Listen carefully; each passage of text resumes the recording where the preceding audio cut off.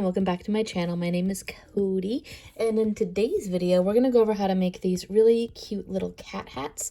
They have been shown in Among Us, but they also, because of the way that I made my Among Us, they will also fit any of my baby Lunas, which I've made, which I'm really excited about. The pattern will be down in the description down below. You can get that for free for the first week. Otherwise, it'll be for sale, and you can get it that way if you want a printable PDF. I've been kind of going crazy with the Among Us lately, if you hadn't noticed, with the cherry and the dumb sticker and a slouchy beanie. I actually knit a little tiny slouchy beanie, which I'll be doing tutorials for all of these in the next coming weeks. I also filmed this already, where I made this one in a video, but I realized that when you put this against my backdrop, you can't see the stitches that I'm working through. So literally, I filmed the entire thing, I got it all down into my editing, and I started looking at it and actually seeing what I had recorded, and you can't see anything for the stitches, and it's terrible. I couldn't even lighten it up or anything, so I'm going to redo this and hopefully make this a bit more clear. All right, so this pattern calls for worsted weight yarn. You will want to use black and yellow yarn. I'm using I Love This Cotton. That is in the color Curry for the eye, and the black is just black. I am, however, going to be doing it in this pretty gray color, which I think is just called like a Smoky Mountain or something like that. I'm not entirely sure, but I'm doing it in a separate color so that you can tell what the stitches look like. However, you're going to want to do it in black if you want it to look like what it does in the video game, basically. So you're going to get some worsted weight yarn.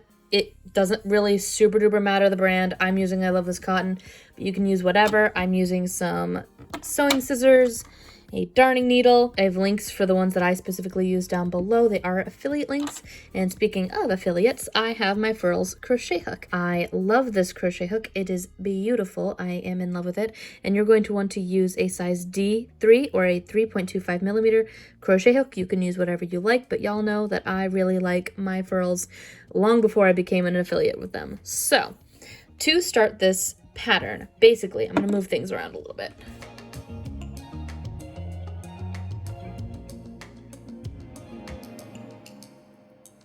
You're going to make the ears separate.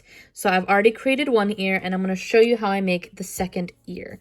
So we're going to grab whatever yarn we're working with. I'm just going to show it with the gray for right now, and I'm going to create a slip knot. You're going to want to be comfortable with making a slip knot, chaining, single crocheting, as well as working in the round. These are all going to be things that you're going to want to be comfortable with. If you're not, I recommend going down my Crochet 101 playlist, where I have videos describing all of the terms that I'm using today in my video.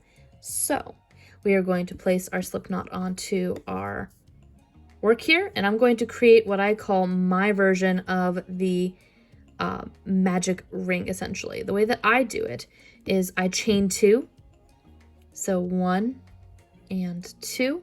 I skip the second chain and I go back into the first chain, and I'm going to place 4 single crochet inside of that ring. This is what gets us our pointy little corner top to our ear, because I usually do 6, but with 4 you have to actually do things a little bit differently. Oh, I split my yarn right there. Let's fix that. It only went halfway through. There we go. So 2, we're going back inside that same piece right there. 3, and don't worry, I know that your tail's gonna get all kinds of wide, but it's okay. You can pull on your tail and that will tighten it up. So we have 1, 2, 3, 4. Pull on your tail to tighten up that hole in the center. We're gonna let our tail kind of just drop down to the bottom and let it sit there. And for that was round 1, and we're now on round 2, and we're going to put single crochet 1, increase, single crochet 1, increase. That is our round 2. We're going to be going from 4 stitches to 6. So single crochet 1, and in the next stitch we're going to, I go through front loop only. You can go through both loops, it's fine. I just think that it looks a bit more bubbly. And then we're going to go back inside that same stitch and do 2. So go into the next stitch, 1. And in our last stitch, we're going to do an increase. I just like how it looks when you go through front loop only, but for this pattern, it does not matter if you go through front loop only or if you go through both loops, basically. you're also going to notice that your ear wants to go in on itself. You just kind of flip it so that the outside is the outward facing. We have 6 stitches, and now we are going on to round 3 for our ear, and we're going to again single crochet 1 and increase the entire time around. And this is harder for this one piece right here. There you go. Because you did it before that same way, you're going to have one more repetition. So you're going to single crochet 1 and increase 3 times instead of the 2 that you did on your second round. So that's an increased round right there. We're going to single crochet 1 and increase. And single crochet 1 and increase. This creates a bit more of a, when you do it 3 times, it makes it a bit more tubular looking. So it looks a bit more like a pointed ear on the top, basically. So that was our last increase. We should have 9 stitches. We went from 6 up to 9. So 1, 2, 3, 4, 5, 6, 7, 8, 9. And I'm actually going to take my tail and I'm going to pull it through that last stitch. Pull that through. And now we're going to single crochet around for 1 round. So 1, all 9 stitches, 2, 3, pull my work a little bit, 4, 5, 6, 7, 8, and 9. So the way that this works is if you are working on your very first one, you haven't made this already, then you're going to slip stitch off here and then start and make a second one of these. But I already made one. So it's the same ear, same pattern where you just did the 4 to the 6 to the 9 to the single crochet around for those 4 rounds. And now that we've done that twice, we've made the 2 separate ears, we're going to chain 6 on our second piece. We're not going to disconnect on the second piece. We are going to chain 1, 2, 3, 4, 5, and 6. So basically that creates here along the bridge between the 2 ears, and we're going to connect that to our second ear. I hope that makes sense. I have a chart that I added to the beginning of this just in case it does get anybody confused. So the way that I always add this, I slip stitched. So I always go through the top of the slip stitch and then I kind of warp down 2 again, and I go into the bottom of the underside of that slip stitch. I'm going to work with my other ears, my second ear's tail, as if it is a piece of my work. And I'm just going to do a little bit of a single crochet, making sure to pull my other tail every once in a while. I've got a lot of strings going on right now. I'm going to work with this tail as if it is a piece of my work for the next 4 stitches. And then this is going to become like kind of the start of my round essentially while I work around my foundational round. So 2, and you see that's where the tail wants to kind of go. If you pull on your tail, it'll go back inside your stitch. 3, that's the 3rd stitch. Pull on my tail. And here we go. That's the last one that I want to put my tail in through. We're just going to let that kind of go through the back side. Hold it there. And now I'm going to work through the last 4 stitches. I worked through my slip stitch. That counted as a stitch. Went 4 more stitches. And now I'm going through the last 4 stitches because there were 9. 2, 3, and 4. Make sure your work is facing the right way. You can easily twist this and then all your stitches will look weird.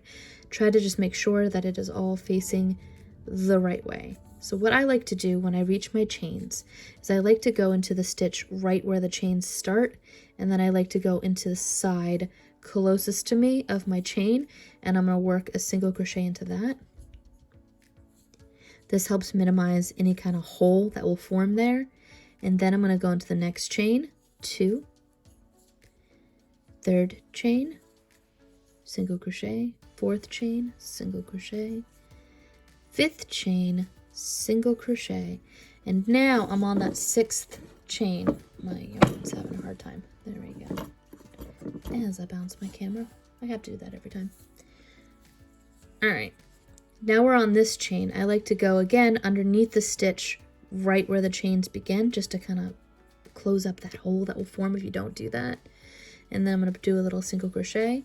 And now I'm going to single crochet into the 9 stitches from my second ear. So 1, 2, 3, 4, 5, 6, 7, 8,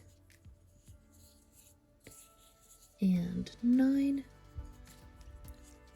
I also noticed that there's a little bit of a loop here, so always kind of go underneath that loop, and then I go into the first chain on the other side. We're going to go through all 6 of those chains on the opposite side, and that's going to create another 6 stitches for us. I just like how this looks better. You don't have to go into that stitch. I just prefer to do that. So 2, going into the back little loop, 3, 4,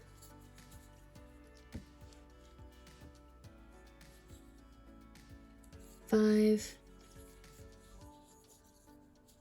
and 6. This is where it looks a little funky here. So I'm going to go through the front loop of my second ear and again do about 5 stitches. So 1, 2, 3, 4, 4. There you go. And 5, and that's going to count basically the end of that round. That is our foundational round. That's what I want it to look like. And from here on out, you're just single crocheting around in the round. And then we're going to fasten off. I'm going to take that tail that I worked through the back loops.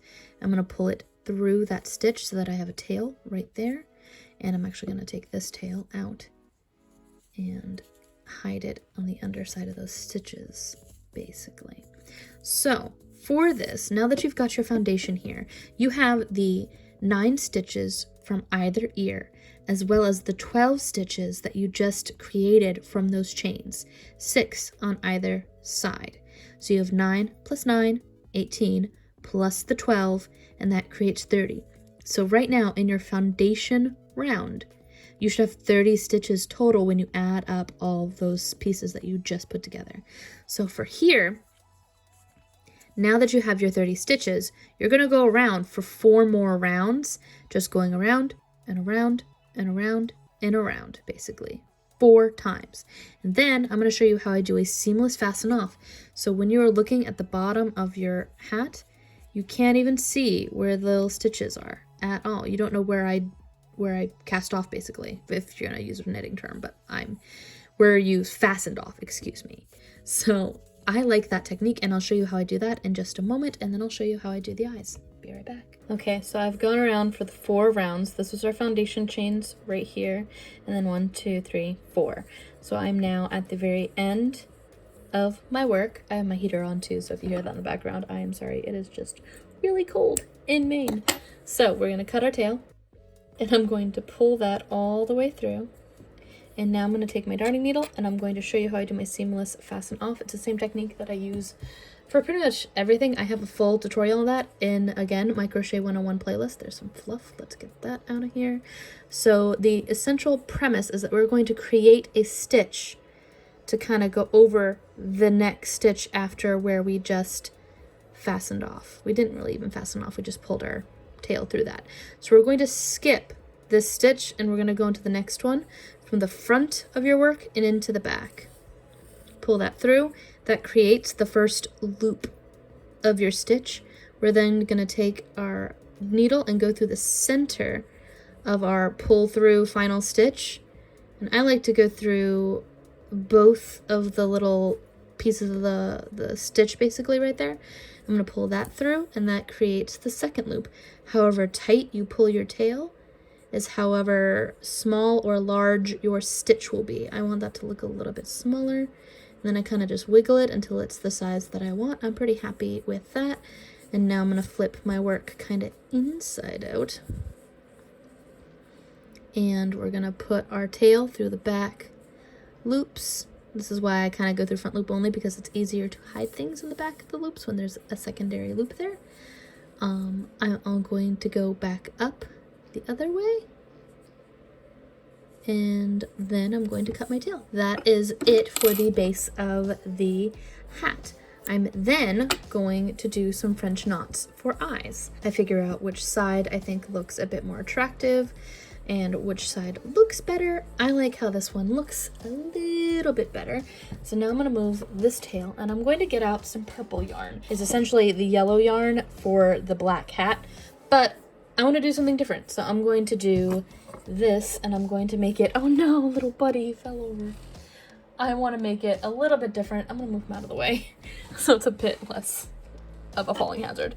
We're gonna make about 12 inches of just thread, essentially. We're treating our yarn as thread. What we're going to do is we're going to put this through our darning needle, and I like to kind of center it just a little bit. There we go. Next, we're going to line up the eyes with the inside of our ears. So I like to go slightly like on the inner side of that stitch, and then I like to go into the center stitch. So you have your foundation stitch and your 4. I like to go between that like third row between your foundation and your end here, because essentially there's 5 rounds here. I'm going to go through the center one and make sure that my French knot is lined up there. So how I do that is I'm going to go on the underside of that row, and I'm going to go up from the bottom and into the top. I'm then going to leave a decently long tail on the side here so that I can sew this in afterwards. And the way that a French knot works is essentially you're going to take your finger and you're going to wrap your yarn around your finger 3 times. I then like to line it up so that it is overlaying on top of where you came out, because you're going to want to go right above where you came out. I'm going to take that and kind of let it lay softly there, and then I'm going to go right above it, above where you came out before, but really close to it, as close as you can get to it. And then I'm going to pull my tail so that all of that warps up into, kind of wraps up, and then I'm going to go through and pull my tail through. Nice and neat, kind of tug on both of my tails just a little bit, and that is the essential basics of a French knot. We're then going to do the exact same thing. I'm not unattaching my yarn. I'm just going to kind of drag it, move this tail out of the way. We're just going to drag it across the other side and put our hook up like so. And we're going to repeat the process. So we're going to pull that through. I'm trying not to pull on, I'm not trying to make this too taut, but I don't want it so loose that it's just dragging. So we're going to do that again. We're going to then wrap 1, 2, 3, kind of let that fall to wherever it is you're going. Go right above where you came in. Don't push your darning needle all the way in through, but you're going to kind of pull on your working yarn so that it kind of, get that out of the way, wraps up like that. And now you take your tail and pull it through like so. I do this for the belly buttons on my baby Lunas, and I really like how it looks. I think this purple highlights the gray really well, and I wanted them all to have different eyes. This was my first one that I did as a tester, and then I made another one again for my tutorial, and that was supposed to be for video purposes. So now we're going to flip our work inside out, and I'm going to do the same thing that I did before, where I take my tails and I go through the back loops, and then I go through the opposite direction.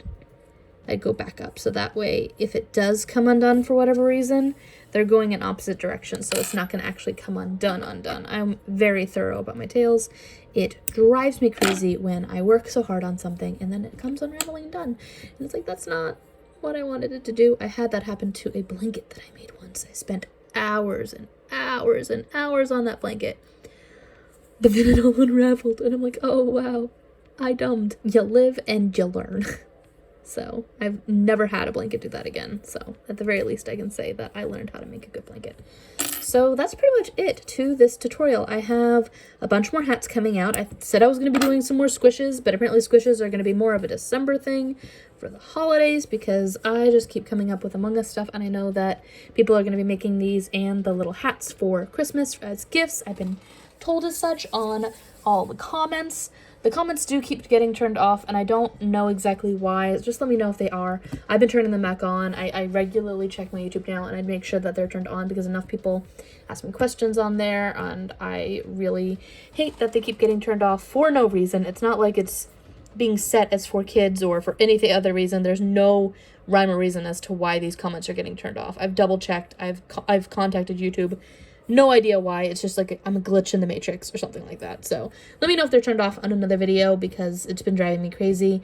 Ask me questions, send me emails if you need to have a question answered. I'm pretty good about responding to them, and I'm going to be working on the dumb sticker to go on the front of my little green Among Us. It goes on their face, and I'm going to put a little white Velcro patch on the front of the visor. That way it can stick to it, and I can make the green zombie version of it. It's super duper cute, and I love how it turned out. I'm also going to be doing the cherry. I know that it's supposed to be in the center, but all of my little patches are on the right of their head, so I went with that. And I'm going to be doing an actual knit pattern because it feels like this should actually be knit. And I made this little tiny mini slouchy beanie that will also work. All of this will work for my Luna babies. So I'm pretty excited with how all of this is turning out. I actually think this is really cute and would work on a Luna squish as well. If you made it like a little miniature version that can go on the side of it, I think that'd be really cute too. But let me know what you guys think about all that down below. I think I'm going to be doing a couple more after what I've already described here. I'm going to try to do the Viking hat, and I'm going to try to do the party hat as well. Let me know if there's anything else that you would like to see down below, but I will be starting to work on some of the Luna babies and Luna squishes. I need to come up with baby versions of all the squishes that I already have on here, and I need to do some more Luna squishes as well, like the bear and also the cow. I definitely will be working on those, as well as a moose and a deer. So that's pretty much it. All right, and until next time, guys, bye.